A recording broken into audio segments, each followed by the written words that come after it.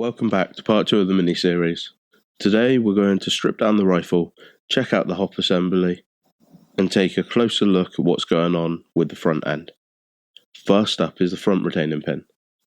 Undo that using a 2.5mm Allen key.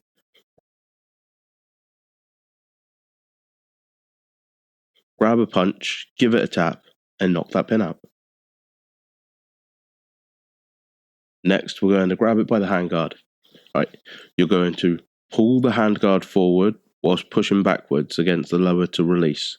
If the top section feels tight or stuck, don't pull hard. Pull back the charging handle, give it a little jiggle, and it should come free. That sticking point is usually the lug at the top of the gearbox. There we go. Put the lower to one side. Slide the hop unit backwards to remove it.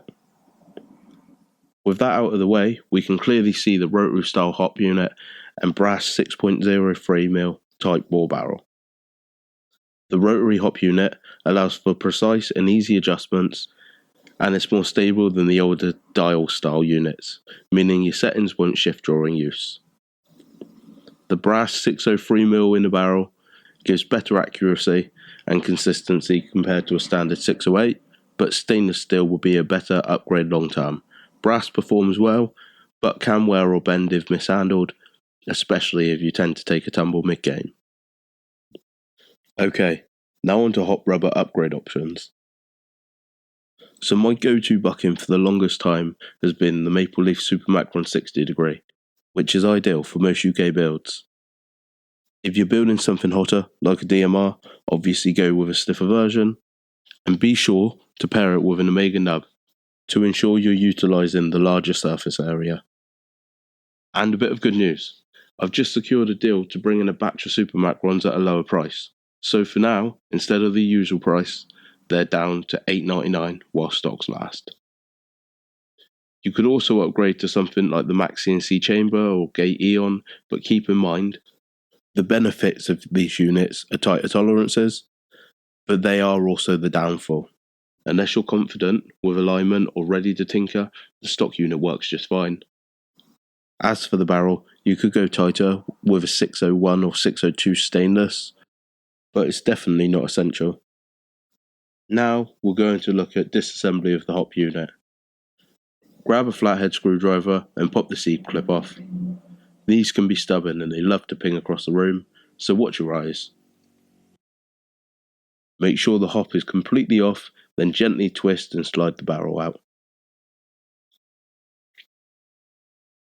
Here you'll find your brass collar, hop rubber and barrel. The rubber is standard, non-fancy type as expected, and the barrel in this 7-inch version is 235mm if you're planning a replacement. Now, knock out the pin. This one's loose enough to push with my finger. Use a flathead to pop the arm out. Sometimes they can be stubborn, but once it's free, you'll see a basic nub and a standard hop arm. Perfectly compatible with an Omega nub. Even out of the box, barrels can have grease or debris that can affect performance, so it's always worth giving them a clean. I use 75% isopropyl alcohol, IPA, and some 22LR cleaning patches, but cut up J-cloth works just as well. Feed the patch through the barrel with some IPA, give it a twist as you go, and repeat a few times. On your final pass, go all the way through in one direction. Don't scrub back and forth.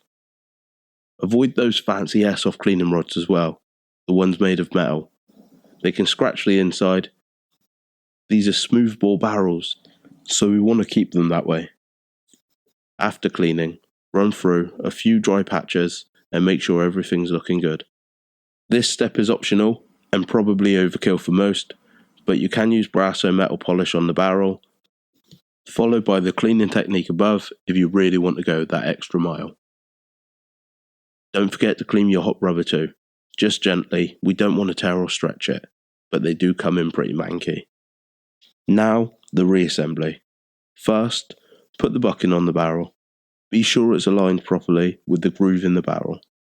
Next, Insert the barrel and bucking into the hop chamber with that barrel groove facing towards the bottom of the chamber. Slide it in gently, check that everything is seated well, then clip the C-clip back on until you get a nice positive click. It's always worth holding that C-clip tight and giving the barrel a twist left and right to make sure that it's seated correctly.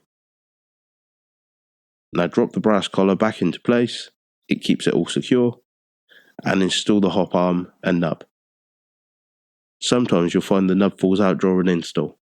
I like to dab a tiny bit of gun grease on it, which holds it in place.